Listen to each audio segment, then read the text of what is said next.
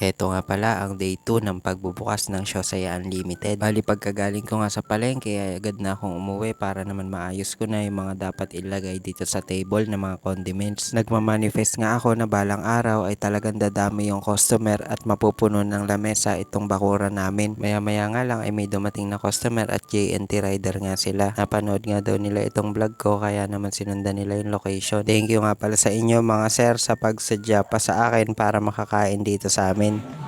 Ayan. Hi! Thank you Punta na po. po kayo dito. Masarap. Mura. Sige. Tapos ayun nga si Kalolet ay umorder din sa akin ng 3 order with add-ons. Siya nga pala yung lola ng kababata ko dito sa Pulo. Kaya naman sobrang thank you po pati sa compliment ninyo at nasisipagan kayo sa akin. Bali i-deliver ko na nga lang daw sa kanila itong mga order niya kasi medyo madami din talaga. Bumalik pa nga ako dito sa amin kasi nagpadagdag pa siya ng 2 order na may add-ons. Bali 5 order lahat ang in-order niya. Kaya naman sobrang thank you po talaga dahil in-introduce pa ako sa pamilya niya para naman matikman yung tinitinda ko.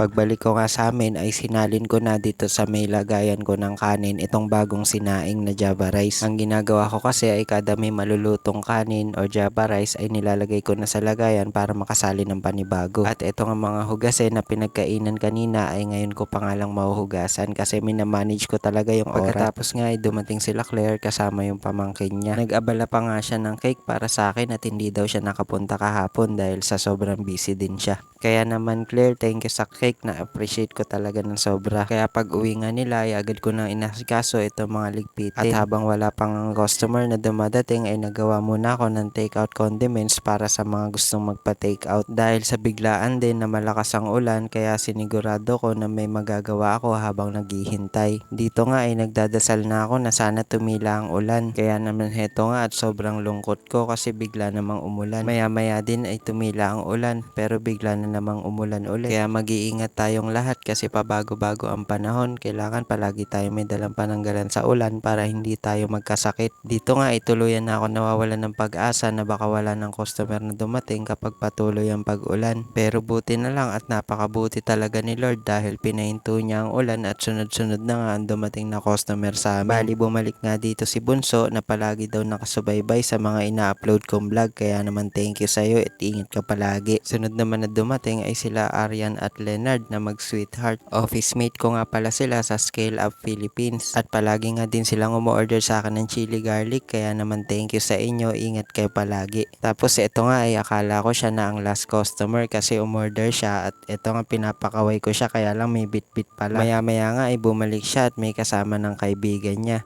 Sabi ko nga ay bibidyo ko, kunwari ka ako, masipag ako para makita sa camera. Nahihiya nga sila nung sinabi ko na isasama ko sila sa vlog kaya naman thank you sa inyo at ingat palagi. At heto nga sinisindihan na ni mama yung bigay na cake ni Claire. Binibiro ko pa nga siya na winawasiwas ko yung damit para hindi matuloy yung pagsindi sa kandila. Pinatay ko na muna nga yung ilaw para mas ma-feel ko yung moment ng pagpapasalamat. Sobrang saya nga at pagpapasalamat sa lahat ng mga kakilala ko, kaibigan, kapamilya, kapatid, kapuso na palaging sumusuporta sa mga video ko, na palaging nanonood, nagsha-share, nag-heart, nagpa-follow. Hanggang dito na lang guys. I love you all.